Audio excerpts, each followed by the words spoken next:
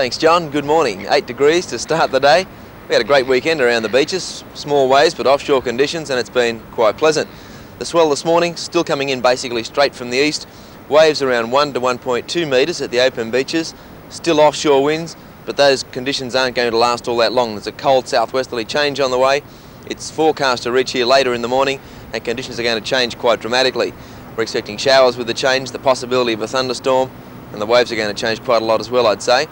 Best waves will be found earlier this morning.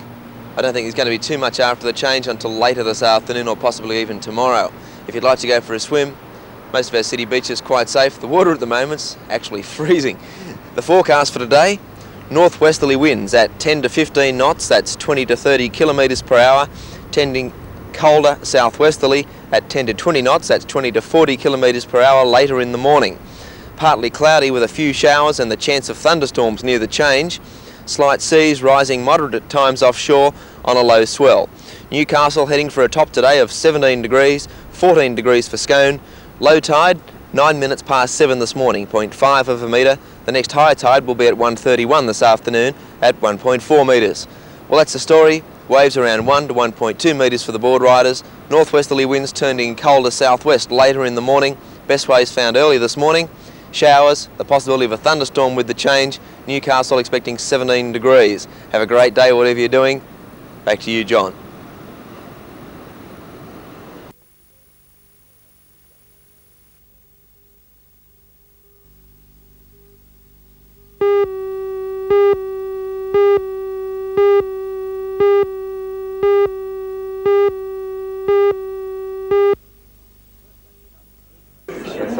Birthday's hardly a birthday without a little party and a sing-song, so for at least one horse, publican Brian McDermott arranged all the trimmings, even the flim-flam man. Here's to all horses everywhere.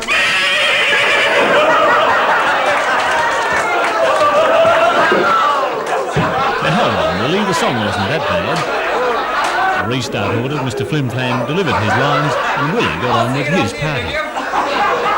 We owe a lot to all of them. The Cambridge thought today would be just great for our quadrupedal friends to celebrate. United Brewers, a big jug of beer. Happy birthday!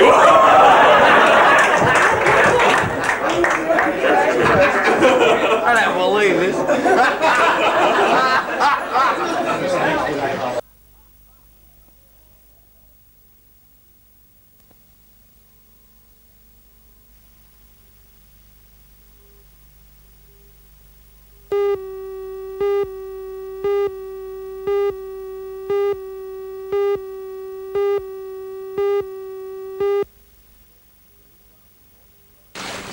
The Newcastle launch, Brian K. Doyle, the smaller police launch, the Belmont, and members of the Volunteer Coast Guard Patrol joined neighbours and friends in the search. Missing is 48-year-old John Henson of Kenthurst, Sydney. Henson was travelling between Belmont and Killabin Bay in a 4-metre aluminium dinghy about midnight last night. With him was Mr George Bodewis of Killabin Bay. Both men had taken part in a Hash House Harriers run and a barbecue afterwards. Mr Bodewis' wife Marcia says that Mr Henson's dog, a German Shepherd, had jumped about in the boat, flipping it over. She says the two men clung to the boat for nearly 2 hours in the icy cold water before deciding to swim ashore. Mr Henson turned back after covering about 20 metres. The men apparently decided that Mr Bodewis should swim ashore alone and raise the alarm while Mr Henson stayed with the boat. He's not been seen since. The boat has been recovered, as have some shoes, oars and 2 carry bags.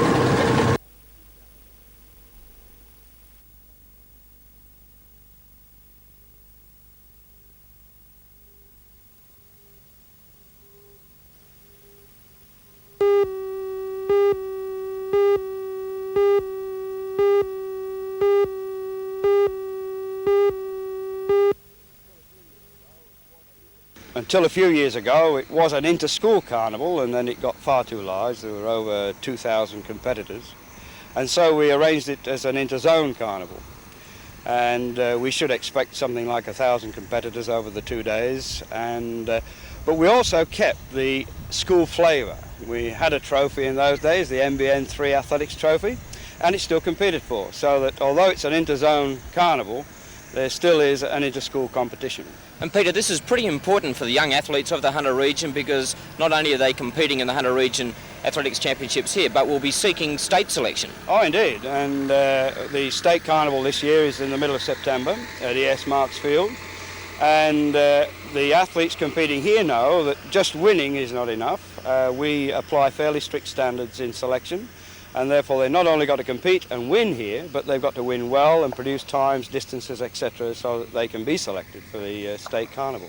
Is there any particular outstanding athletes that we should look for over the 2 days? Well, of course, we always have surprises at these carnivals, and people pop up with outstanding performances, but I certainly think Anthony France from Morisset High School, who's been his age champion all the way through so far, and is a particularly good broad jumper. In fact, he holds the state record in a couple of age groups for broad jumping. And Alan Flynn, who last year was awarded the trophy at this carnival for the most outstanding athlete. He'll be competing again and should give a good account of himself.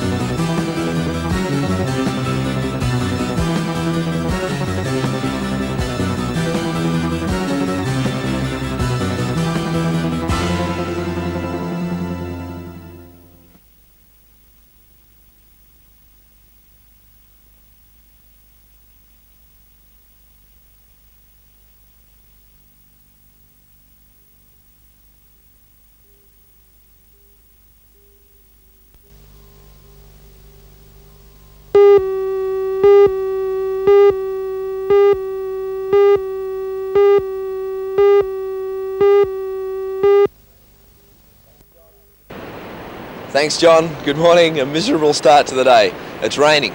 The wind's blowing from the south, and the surf this morning's a little bit out of control. The waves are quite big, around 2.5 metres at all of the open beaches, unrideable at this stage for the board riders, and if you're really super keen, it'll be southern protected corners only, like Stockton, Nobbies and Blacksmiths, and if you'd like to travel out of town, you'll find some other southern protected corners where the waves are quite okay, especially if you'd like to go south. For the swimmers today, I'm afraid baths is about the only choice you have. For the weather, the forecast reads a strong wind warning is current for coastal waters south of Port Stephens. Cool, cloudy periods and scattered showers in the lower Hunter, sunny periods in the upper Hunter, and showers contracting to be mainly coastal during the day. Southwest to southerly winds at 15 to 25 knots, that's 30 to 50 kilometres per hour, and 30 knots at times, that's 60 kilometres per hour, on the coast gradually easing. Moderate to rough seas on a low swell but rising. Newcastle heading for a top today of 15 degrees, 12 degrees for Scone. Low tide was at 6:48 this morning, 0.5 of a metre. High tide will be at 3:24 this afternoon, 1.5 metres. And the outlook for Thursday, cool with cloudy periods and isolated showers on the coast and sunny periods in the upper Hunter. Well, that's the story. Big waves around our city beaches, around 2.5 metres, but strong southerly winds and conditions unrideable for the board riders at the open beaches. Southern protected corners only. 15 degrees the top for Newcastle. Showers along the coast today and possibly clearing up tomorrow. Have a great day whatever you're doing. Take it easy on the wet roads. Bye for now.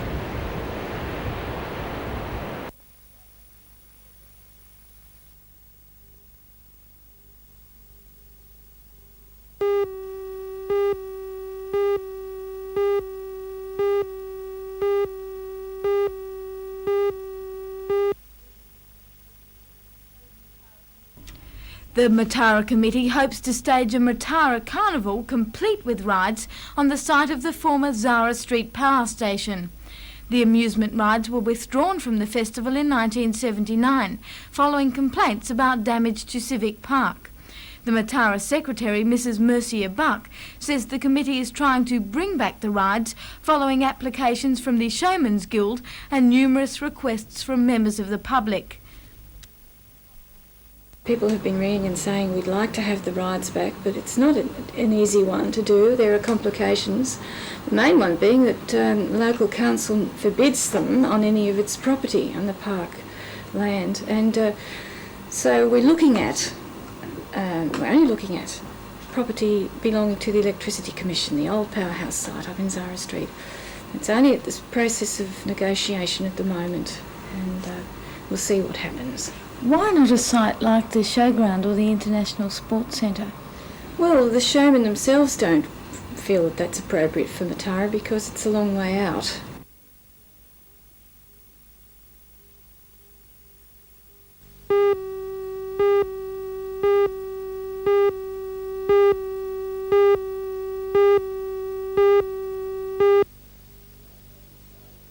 My second nightmare is called Oh Come, Let's Be Holistic.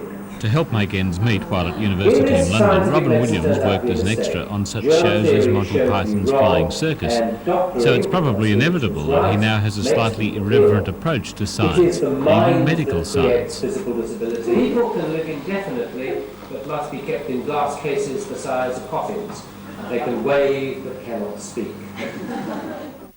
As well as being an entertaining speaker, Mr. Williams is a very experienced science communicator, and it's in this area that he has some advice for universities. It's been my experience that many universities and divisions of the CSIRO haven't had sufficient contact with the media simply because, well, for them, when a story turns up, it's once every 5 years. Sometimes they seem frightened. They say, oh, we've got to be professional. We can't really talk about it. They haven't had the practice. And I know it took me an awful long time to become reasonably comfortable with the media. So imagine what it takes some university person who's got to worry about the professor and the boss and the money and the funding and the co-workers and all the complaints that you get.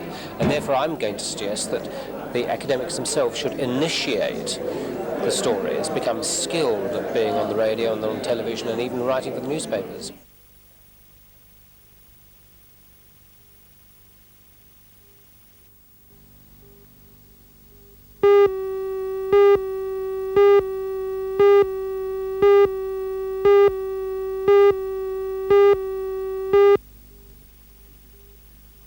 Anxious to present a positive new image, the dockyard called a media conference late yesterday to put some positive points on the yard's future. The most important of these apparently being that costs are now under control. Yes, we've made a lot of progress in getting costs under control. The manager, Mr Kelly, says this means the dockyard could make a comeback in shipbuilding, perhaps with the federal government's submarine replacement program. A key part of the dockyard's new efficiency is the establishment of an overall industrial agreement, covering all workers as if they were in one union.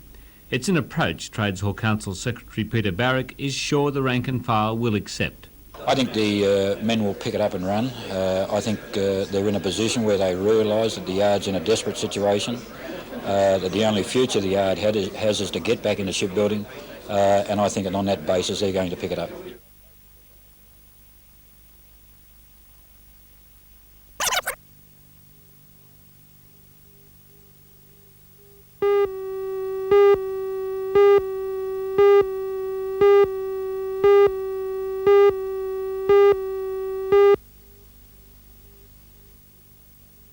With new power stations coming online, giving an excess of supply over demand, the Electricity Commission sees no point in continuing to rehabilitate older establishments like Vales Point.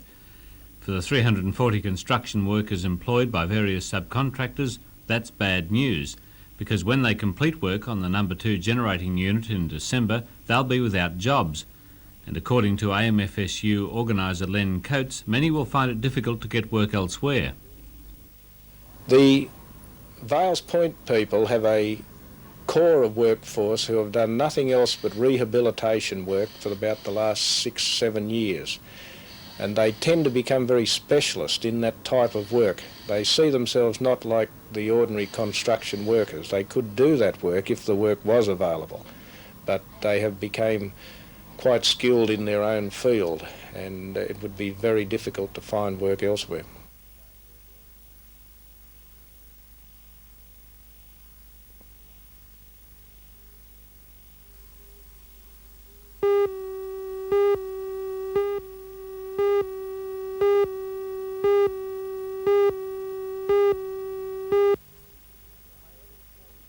Players have formed the Australian record for men was set in Darwin over 3 years ago, in just over 47 hours. But during the NBN Telethon, the same group of players reached 1,001 points in only 42 hours, but couldn't claim the record as it wasn't an official attempt. Obviously the men are very confident of success, and the 12 ladies will set an Australian record irrespective of the time it takes.